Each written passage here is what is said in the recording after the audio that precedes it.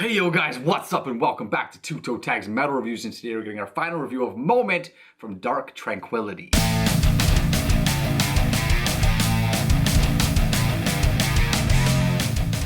Okay, so we've listened to this album for the entire week. I'm gonna hand the floor to TV Fish to get us started here. Alright, so listening to this album throughout the entire week, I kind of wanted to get an idea as to what about the album's gonna grow. And of course that's what we always do. But from our first impressions, we were both kind of in the middle somewhere. Like in the middle. And I feel like after an entire week, I'm kind of still in the middle for this album. And one of the main reasons why is related to the harsh vocals. Now, what we said last week was that they were pretty stagnant. It was the same harsh vocal throughout the entire album. Barely any differences. And I still notice that even now. And I found myself drifting more towards songs that have more clean vocals because I really like the sound of the clean vocals on this album, like a lot. Every time I would hear the melodies he would be singing, I was really enjoying it. Some songs, or actually the first song with cleans, which is the fourth track on the album, The Dark Unbroken, like that alone already, I hear the cleans and I'm like, wow, this sounds really good, it sounds really fresh, it sounds really interesting. But then there are some songs that have both harshes and cleans where they don't really mesh very well. A good example of that is the song right after, Remain in the Unknown. And I listened to that one and I'm digging the cleans, and then when the harshes start in the chorus, which is rather unusual for songs that have both, to have like the harshes of the chorus and the cleans of the verses. I find it unique.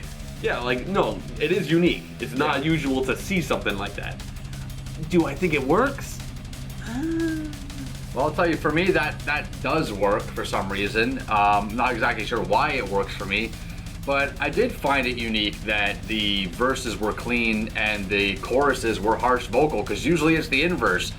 I can't think of any song anywhere from any band that does it like this, and I don't think there's other songs on this album that do it like this either, but usually you'll hear harsh vocals for the verses and cleans for the chorus. That song specifically flips it around, and I think it's very cool that it does that. And I remember thinking that the song felt a little disjunct when I first heard it, and I actually have that in my first impressions notes here. But I think it's because of that, because you're so used to hearing the other way around. When you hear it backwards and you're hearing the chorus, I'm like, it sounds weird, but I got used to it. It grew on me, and that's actually one of my go-to tracks now. Track number 5, Remain in the Unknown. I think it's really cool. In terms of, like, I guess more so go-to tracks, for me, it's Eyes of the World, which is track number 9. The harshes were fine. I think that was one of the big reasons why I really enjoyed it. And not to say that I really don't like how the harsh vocals sound. It's a good scream. My issue is just that it's the exact same scream the whole time you hear it. If you're gonna hear the harsh vocals, you will hear one scream, and that's it, which is my issue. But with Eyes of the World, the clean melodies were great, the riffs were really good. One small thing about the song that I noticed is right as the solo ends, there's this really weird electronic noise that happens, and I don't know what it is, but it's just a small thing that I noticed, and I think that's a really good sign of a strong track, where there's super tiny things like that that jump out at you in a track that you already enjoy. So that's probably the strongest track for me. But overall, I kind of found this album just kind of there. You know, nothing, aside from that, nothing really jumped out at me that was super great. It just kind of, you know, felt like good background music, but something to focus on. I'm kind of sitting there, in some of my sessions of listening to the album, I did focus on it, and I couldn't really think of much.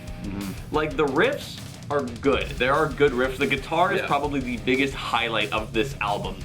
The solos are always good. I don't think there's any bad or mediocre solos on this album. They're all super strong. And I guess those are kind of the main things I kind of look forward to, is like good riffs and good guitar playing, because those were just the best parts. And the vocal melodies. I like that too. Yeah, I agree with those points. It's got a lot going for it. I also had an issue. Okay, this is not an issue, but I had a worry at the beginning of the week that I was gonna get annoyed with the vocals, but I didn't. I found that I didn't find the harsh vocals to be monotonous or kind of repetitive. You're not wrong. they are kind of stagnant throughout the album. You kind of get one or two flavors and that's it. But it didn't bother me, and I think the reason it didn't bother me is because it changes up enough. There's enough variation there to keep you from getting bored and from keep it from sounding stale, at least for me. I think this album does a good idea at catching you with the hooks, which is what music is intended to do. The chorus is supposed to be the catchy part. It's supposed to hook you in, get in your head, and make you want to listen to it over and over again. Now, do I want to put these songs on repeat? Not necessarily, but I never got bored listening to them. And you said, like, you know, it's good for background music, but nothing really jumped out at you. I kind of feel the same way. Background music, it sounds great, but certain things did jump out at me. Like the chorus in Transient, which is track number 2. I thought that was a good song. It started to speak out more to me. It started becoming one of the highlight songs for me. Same with Remain in the Unknown, which I just brought up a minute ago, mainly because of the chorus.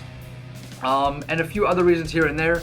I just kept getting, like, my ears perk up from time to time, right? Perk, perk, perk. What was that? What was that? What was that track? What was that track? Because I'm hearing these little cool things that I like. Like Stand Still has some really cool rhythmic patterns in it. And the riffs, along with the rhythmic patterns, I thought were really cool. It's got a nice aggression to it. It's got a good tempo to it. The time signatures change from time to time, so you got variation in time signatures and rhythm and flow. So it's got a lot going for it. So I can't, like, I'm not saying you called it a stagnant album, but I think my worry was that it was going to be stagnant, but I think that got crushed. Okay? So I don't think it was a stagnant album at all. But I think you are right still, and I agree that there's not a lot of really strong points to really drive home about this album while reviewing it. Another point I'll make, and this isn't really even this is just something I noticed that I thought was cool, is track number 8, A Drawn Out Exit, which was another track that kind of rose to the top for me. I really like the intro and the way this song sounds, because the intro of this song sounds like something that Slayer would do.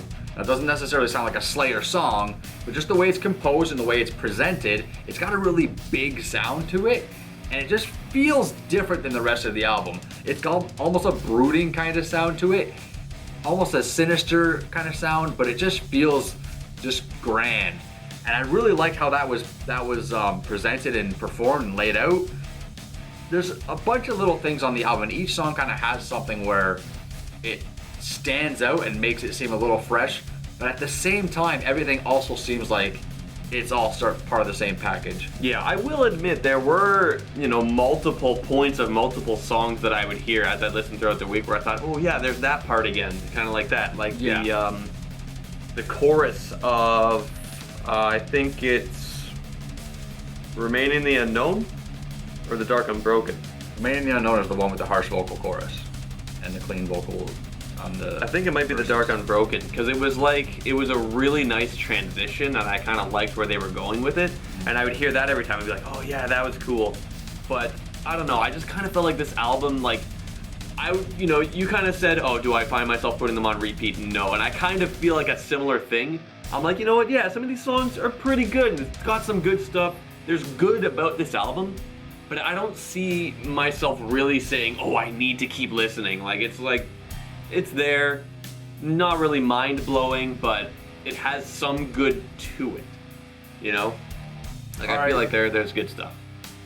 All right, so we're gonna rate it. I'll go first. I think this album's definitely has strong moments and strong attributes to it, but overall, as a full package, I think it fails to deliver in certain ways that prevents it from being a strong, top-notch album, but it's an enjoyable listen from front to end. There's not really any huge flaws about it. It just lacks a bit of strength, right? So it does go middle of the pack, but I do like it more than like a 5, so I'm gonna give it like a 6.5. I think that's a decent score for this album. I had a good time listening to it. It wasn't boring for me. It just lacks some strength, but it does have some high points, so 6.5. Now, I do feel similar. I feel like there are some good points of this album, but it does lack some strength, and I feel like it lacks a little bit of memorability, because overall, it just kind of sounds like a big smorgasbord of one kind of thing. But there are small points that stand out, and the guitar work on this album is great, and the clean vocals are also great. It's gonna get a 5.5 from me, because it kind of felt like a middle-of-the-pack album, but there are some bits about it that I actually did specifically like, and I do think actually stand out a little bit, so 5.5. Fair enough. So those are our scores, guys. And keep in mind that those scores are coming from two guys that aren't really huge fans of this band. Not that we're not willing to be fans, we just never really got into them. So this is kind of an icebreaker for us for this band. We know these guys won a poll to be reviewed, so obviously a lot of you guys like them. So we want to know in the comments below what you guys think of this album compared to their other albums. We already heard some of your thoughts in the first impressions video, but after a week of listening, maybe your opinions have changed, who knows? Anyways, guys, that's it for this video. Like it if you liked it, subscribe if you guys are new to the channel. I'm Vile Self. I'm TV Fish. And we'll see you guys on the next video. Keep those heads banging.